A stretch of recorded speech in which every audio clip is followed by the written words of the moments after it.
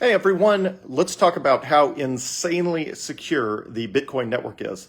Okay, so in blockchains, Bitcoin, that sort of thing, the security of a network is measured in something called hash rate. Hash rate is the total number of computations per second that computers on the network are doing in order to secure and audit the network. So the more hash rate a network has, the more secure and audited it is, because the hash rate, that is the job the hash rate is doing. It is securing and auditing the network.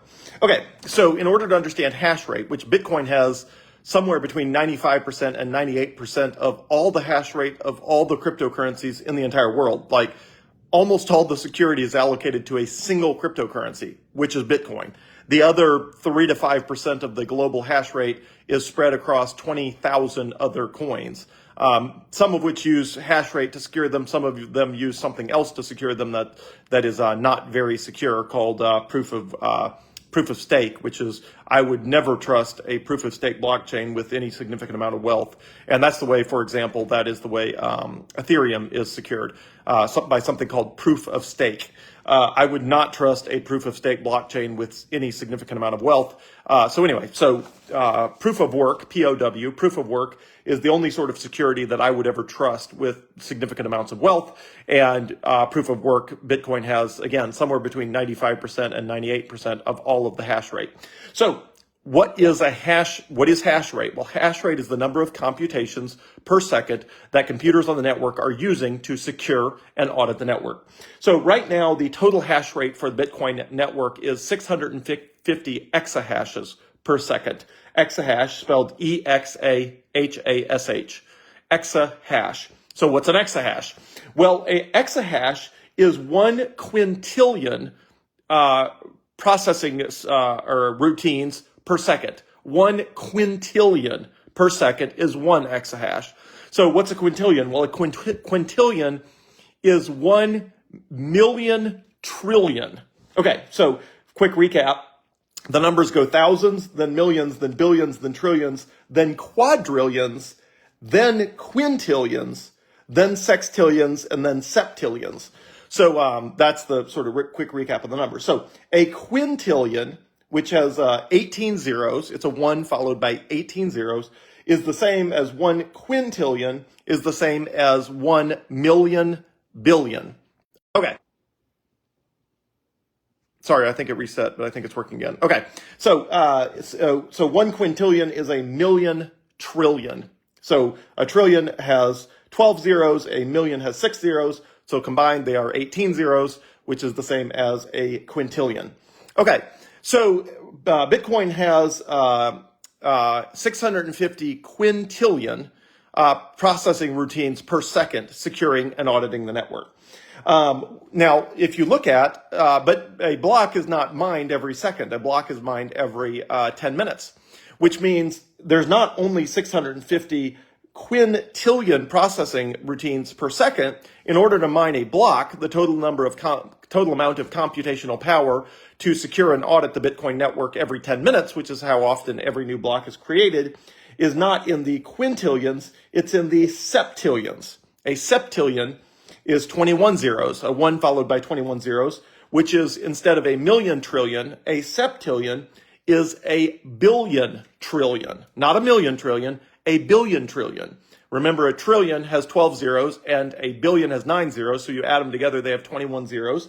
And so if you take 650 exahashes times 600 seconds, 10 minutes with 60 seconds each is 600 seconds, you end up with a total hash rate on the Bitcoin network of about 400 sextillion processing computations, hashes per second. That number again, about 400 sextillion, which is 1 followed by 21 zeros per second.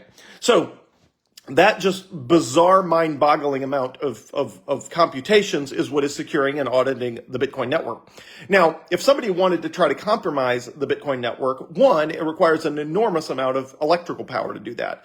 Because first you have to have computing equipment that can do more than 400 sextillion processing routines, hashes per second. You have to have that, and then you have to power all of those, which takes somewhere in the ballpark of 0.1% of the world's electricity. Well, getting 0.1% of the world's electricity is actually super, super hard. If you started today and said, hey, let's just marshal 1/10 of 1% of literally all the world's power and allocate it to trying to attack the Bitcoin network, it's essentially impossible to come up with that much power. Because even though 1/10 of 1% sounds like a very small amount, there's nowhere you can get all that power in one place. The Bitcoin network gets that power because it's spread across what's called stranded energy, which is the cheapest electricity that's all over. So anyway, so there's just no way you can marshal that much power, even if you wanted to. And even if you could, all of the Bitcoin network is secured by specializing mining equipment called ASICs. ASICs are a specialized computer that only does one thing. In this case, they run computational processing tasks for the Bitcoin network. So if somebody malicious said, I'm going to attack the Bitcoin network, one, you have to come up with an amount of processing power comparable to all of the Bitcoin equipment that's ever been sold, like all of it. And, there's no way you can even get your hands on that much, computer processing power, no matter what you did. And then you'd have to come up with such a large, massive amount of power that it's essentially completely impossible. So for all of those reasons, essentially the Bitcoin network is just absolutely insane with regard to having to with regard to securing it, and any sort of attack vector is just completely non-economically viable, non-mathematically viable. It's just absolutely crazy. So one more thing I'll cover, and sorry, people are just texting me. I keep getting text messages and alerts and all this sort of stuff. So my phone, I keep having to swipe them up. One thing I'll cover is, what are the mining equipment doing every time they're processing a transaction? What they're actually doing is they're taking the hash from the previous block on the Bitcoin network. They're combining it with all of the new transactions that are part of a new block. They are combining it with the Coinbase transaction, which the Coinbase transaction is what gives them the 3.125 Bitcoin. So if they hash the block properly, they get the 3.125 Bitcoin. If someone else hashes the block properly before them, that other person gets the 3.125 Bitcoin. And then they get all of the transaction fees. In addition to everything else, they get all of the transaction fees that are a part of that block. And again, it's called the Coinbase transaction, which is what the company Coinbase is named after. It's been named after the Coinbase transaction, which is the reward for the miner for mining a block, which is what is being done by all that computational power. So what they are doing 400 sextillion times every 10 minutes is they are taking the hash of the previous block, all of the transactions of the new block, their own Coinbase transaction, and then they're incrementing a number called a nonce, which is a number only used once. And if you spell the first letters of number only used once, people call it the nonce, and they're incrementing that number and they're running those hashes. So they combine them with the number one, they run a hash, and they see if it meets the difficulty requirement. And I won't go into how the difficulty requirement works, but the Bitcoin network becomes more and more difficult to find hashes depending on how many people are trying. So in this case, the hash has to have a minimum of 19 leading zeros. And again, I won't go into technically why that is, but it's actually insanely difficult. In fact, on average, to get a number, to find a hash that is the hash of the previous block, plus the transactions, plus the Coinbase transaction, plus the nonce, which again starts at 1 and they just increment it as high as it goes. In order, on average, to find a new block requires the entire Bitcoin network doing about 400 sextillion operations. On average, after 400 sextillion operations, somebody gets a hash that has more than 19 leading zeros, which is just an impossibly small number to find. And then that becomes the new block, and then they start working on the next block. So anyway, to recap, every second, 650 exahashes is happening, which is 650 quintillion processing routines, which is 1 quintillion is the equivalent of 1 million trillion. That's happening every second to secure and audit the Bitcoin network.